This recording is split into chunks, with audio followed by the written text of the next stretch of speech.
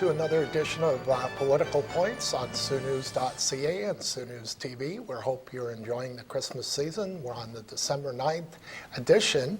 And on this edition, my guest is Councillor Sheehan, Terry Sheehan.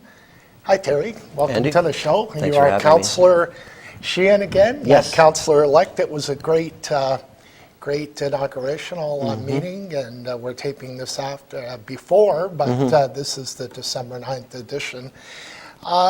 We were talking before the broadcast, the delay. Why the delay from October 25th to January 10th? You can let our viewers know. Well, what happened was the provincial government moved up all the election dates from approximately the middle of November to the third week in October. That was welcomed by, I think, all in the political process. As anyone knows, it's difficult campaigning and doing that sort of stuff in the middle of November. However, the province forgot to move up the inaugural dates. So what's happened is we've had a lag from October 25th till December, and so they didn't change the inaugural date, and they couldn't do it after the fact. So it was challenging for the people, I think, coming in, and probably for the people going out as well, because there's such a hang time there, eh? Yeah. So really, it's no different than the American presidential elections in November, and then the new president doesn't take office until January of the next year. But is there any advantage to the councillors like yourself who are still continuing on with the new council, that time to get your thoughts together and where the next council is going to go for the next 4 years? Is that a good thing? Well, we changed a few things. There was scheduled. There was two meetings in November, but they canceled one of them, because usually what happens is you have the outgoing councillors have an opportunity to say goodbye and so forth, and then you kind of move on. But what this time has allowed me to do is do a lot of constituency work. I've had as you know, I went door to door during the election, and so. That afforded me the opportunity to talk to people, and a lot of them would say to me, "Well, Terry, I thought about calling you, but I didn't want to bother." I'm like, "Don't. It's not a bother. You call me anytime."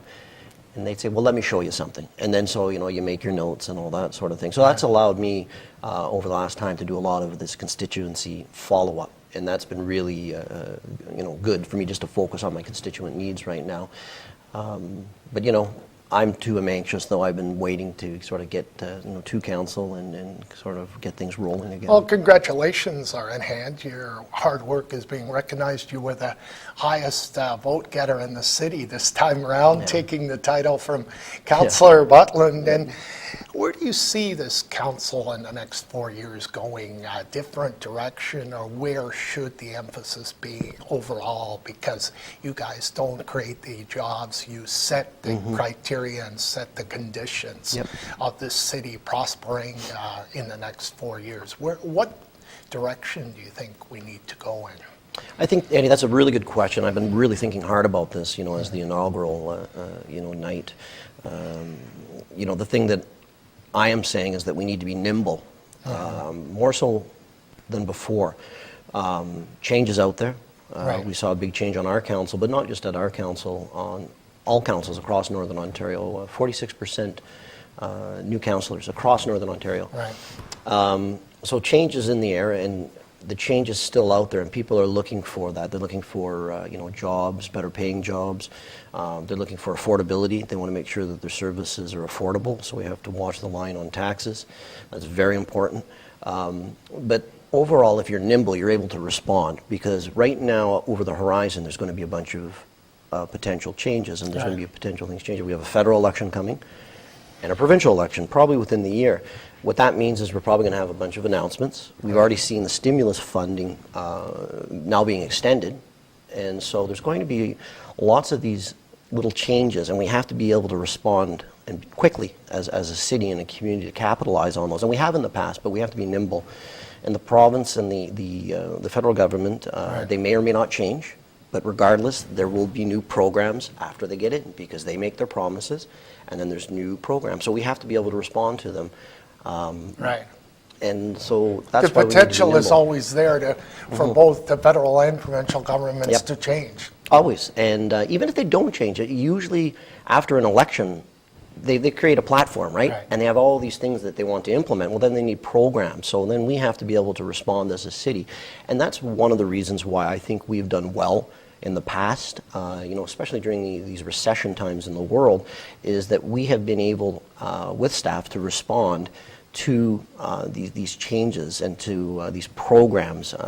We did a lot of work, right. And I call it sometimes crisis management, but through a lot of the crises that we've faced, we always find opportunity and come out on top, and we got to maintain that. We're in better shape, I think, now than we were 10 years ago. Oh, yeah. With Algoma Steel hurting and stuff. Sure. Or we're going into the second decade of the millennium in a much better situation. Let me ask you about affordable airfare, and I've been talking about that for a long time. I think council needs to take a more proactive approach on that rather than waiting for Porter or WestJet to do anything.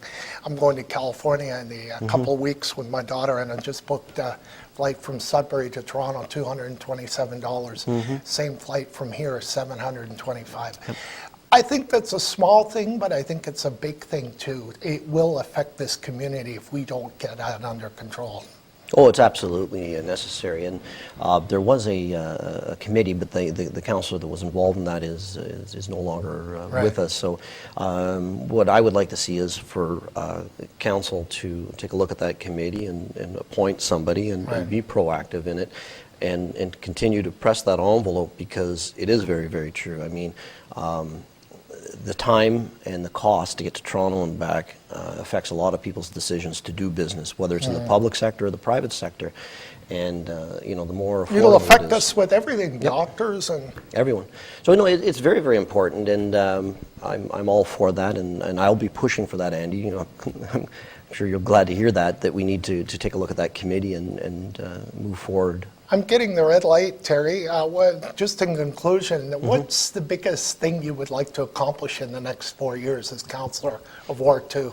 Well, I guess continue to give great constituency services, but beyond that, it's going to be jobs in the economy, jobs in the economy, jobs in the economy. That's got to be the most important thing, and that transcends all age groups. And jobs in the economy are affected by everything: doctors, airfare, youth migration, things like that. But jobs in the economy has to be our focus. Sue's done well, and we don't want to let any lag happen in the next 4 years. Absolutely not. Thanks, Terry. Thank you. All the best to you in the next 4 years Thank in the new term. And we'll rule, I guess the first council meeting is January 10th. Yep, looking forward to it. 2011.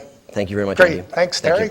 That's Councillor Terry Sheehan. He has been my guest on this edition of Political Points on Sioux News. Have a great weekend, everyone. We'll see you next week.